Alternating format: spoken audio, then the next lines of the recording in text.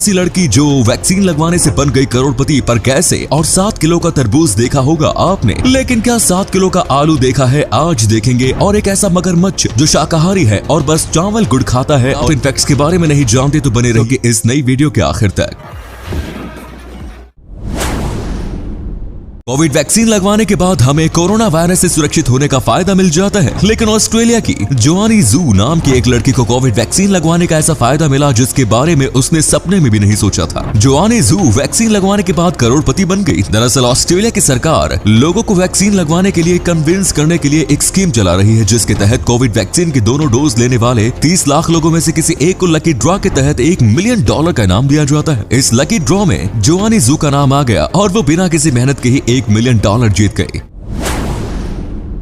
तो कई बार हमें अपनी जिंदगी में ऐसी स्थिति का सामना करना पड़ता है जब हम अपने दर्द को अपनी मुस्कुराहटों के पीछे छुपा लेते हैं। लेकिन क्या आप जानते हैं कि दर्द को मुस्कुराहटों के पीछे छुपाने वाले लोगों को क्या कहते हैं? ऐसे लोगों के लिए एसिडेंटेसियस्ट शब्द का इस्तेमाल किया जाता है। ये पूरा शब्द 3 लैटिन शब्दों से मिलकर बना। हंगरी के रहने वाले सेंडोरसियस नाम के इस शख्स ने 24 करोड़ रुपए का अपना इंश्योरेंस कराया। बीमे की शर्त के मुताबिक मरने के बाद तो उसके घर वालों को ये पैसे मिलते ही, साथ ही अगर वो परमानेंटली डिसेबल हो जाए तो उसे ये पैसे जिंदा रहने पर भी मिल सकते थे। पैसे के लालच में ये इंसान इतना डूब गया कि इसने खुद को परमानेंटली डिसेबल बनाने का फैसला किया और फिर एक दिन जानबूझकर ट्रेन के सामने कूदकर इसने अपने दोनों हाथ और दोनों पैर कटवा लिए। घटना के बाद ये व्हील चेयर पर आ गया और फिर इसने इंश्योरेंस कंपनी से पैसे की मांग की। लेकिन जब इंश्योरेंस कंपनी ने जांच शुरू की तो पता चला कि इस बंदे ने इंश्योरेंस की रकम हासिल करने के लिए जानबूझकर अपना एक्सीडेंट कराया था। मामला कोर्ट में पहुंच गया, जिसके बाद इसे 2 साल की जेल की सजा सुनाई गई और 4,71,000 रुपए का जुर्माना भी लगाया गया। वीआईपी चीजों के शौकीन लोग अपने शौक को पूरा करने के लिए लाखों रुपए खर्च करने से भी पीछे नहीं हटे हैं। अभी हाल ही में राजस्थान के एक आलू व्यापारी ने वीआईपी मोबाइल नंबर हासिल करने के लिए 2.5 लाख रुपए खर्च कर डाले। बीएसएनएल की ऑफिशियल वेबसाइट पर वीआईपी मोबाइल नंबर के लिए होने वाली नीलामी में व्यापारी तनुज हुडेडा ने 2.5 लाख रुपए की सबसे ऊंची बोली लगाकर इस नंबर को हासिल कर लिया। ये वीआईपी नंबर स्क्रीन पर आपको दिख रहा होगा।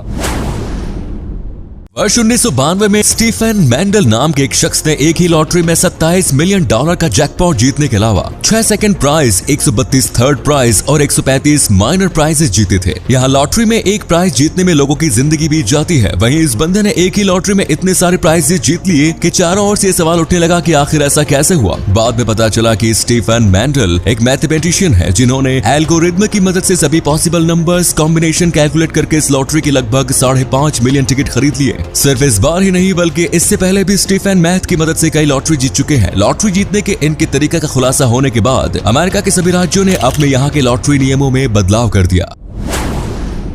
ओरियो बिस्किट के टेस्ट का दीवाना तो हर कोई है, लेकिन क्या आपने कभी इस बिस्किट के डिजाइन पर गौर किया है? अगर नहीं तो आज की बात कर लेना, क्योंकि इस बिस्किट के आइकॉनिक डिजाइन को तैयार करने में पूरे 4 साल लगे थे। वैसे उस बंदे की सब्र की दाद देनी होगी जिसने एक बिस्किट का डिजाइन तैयार करने में ही 4 साल लगा।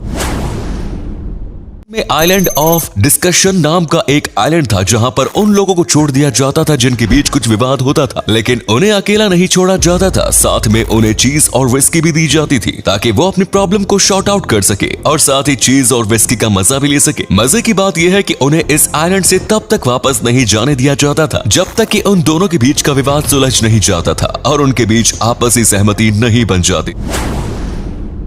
100 साल पहले अमेरिकन पुलिस अपराधियों को गिरफ्तार करके बड़े ही अनोखे अंदाज में जेल ले जाया करती थी। अपराधियों को जेल ले जाने के लिए पुलिस के पास एक ऐसी बाइक होती थी जिसके साइड में एक सेल अटैच्ड होता था। वैसे अगर पुलिस के पास कार अवेलेबल ना हो तो फिर यह आज के समय में भी उपयोगी साबित हो सकता है। विन डीजल जिसके पीछे दुनिया दीवानी है, क्या आपको पता है इन्होंने अपने करियर की शुरुआत कैसे की? आपको जानकर हैरानी होगी कि उन्हें अपने करियर का first role as a punishment यानी सजा के तौर पर मिला। दरअसल हुआ ये था कि 7 साल की उम्र में विन डीजल अपने कुछ दोस्तों के साथ न्यूयॉर्क के एक थिएटर में तोड़फोड़ के इरादे से घुसे, लेकिन अपने इरादे को अंजाम तक पहुंचाने से पहले ही इन शरारती बच्चों को आर्टिस्टिक डायरेक्टर ने पकड़ लिया। लेकिन इस डायरेक्टर ने विन डीजल और उनके दोस्तों को पुलिस के हवाले करने के बजाय उनसे एक्टिंग करवाने का फैसला किया और उन्हें अपकमिंग शो की स्क्रिप्ट थमाकर उन सभी से एक्टिंग करवा ली। इस तरह से विन डीजल को अपने करियर का पहला रोल मिला।